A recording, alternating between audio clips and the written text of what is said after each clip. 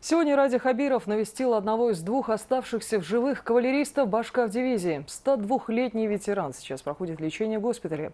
Глава республики осмотрел, как в лечебном учреждении проходит реабилитацию, а также возвращает к нормальной жизни.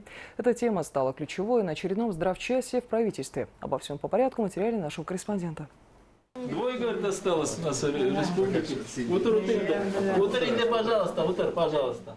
Даже в свои 102 Мугин Нагаев по привычке старается приветствовать гостей стоя, как истинный военный. Однако сами гости не скрывают, каждому из присутствующих за честь пожать руку ветерану. И хотя он сам уже практически не говорит, куда красноречивее любых слов, его награды и вековая биография. Дай Бог ему еще жить с нами. Я ему сказал, дед, живи до 105 лет. Да, до 105 точно. Подполковник в отставке Мугин Нагаев, один из двух доживших до наших дней участников знаменитой 112-й Башкавдивизии.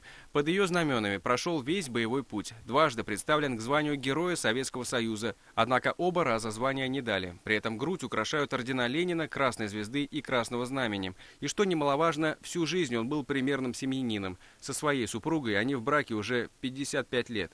Вместе работали. Потом он закончил свою службу, но все равно оставили Германию на 5 лет. Сейчас Мугин Нагаев находится на лечении в Республиканском госпитале ветеранов. Сегодня Ради Хабиров осмотрел, как здесь проходит реабилитацию. Ежегодно тут восстанавливаются около 2000 человек. К их услугам лечебная физкультура, рефлексотерапия, безоперационная спинальная декомпрессия и не только. Получил травму производственную. Практически на ногу вот от них ходил.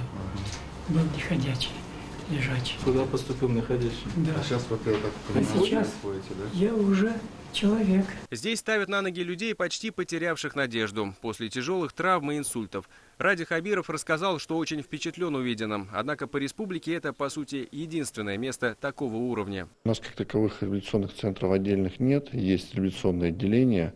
Реабилитационные отделения у нас созданы при всех межрайонных муниципальных центров. Всего у нас функционирует 560 коек реабилитационных.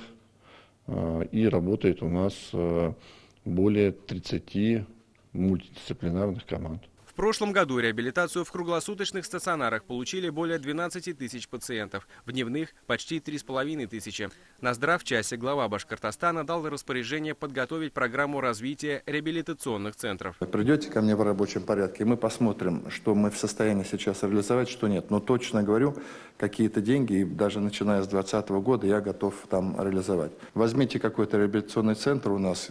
Не в Уфе, ладно? В Уфе все-таки у нас более-менее прилично все. И вот туда немножко дайте денег, сделайте косметический ремонт, значит, по доступной среде, посмотрите, потому что очень важна доступная среда для людей, да, оборудование им соответствующее, чтобы я к концу года, условно говоря, понимал, зачем мы эти деньги потратили. Одно дело спасти пациента, другое – вернуть его к нормальной жизни. В таких центрах люди, по сути, получают второй шанс. Ради Хабиров призвал при их создании опираться на опыт зарубежных стран, а также допустил возможность привлечь к этой работе республиканские санатории. Артур Мусудинов и Артур Ханов. Новости Уфа.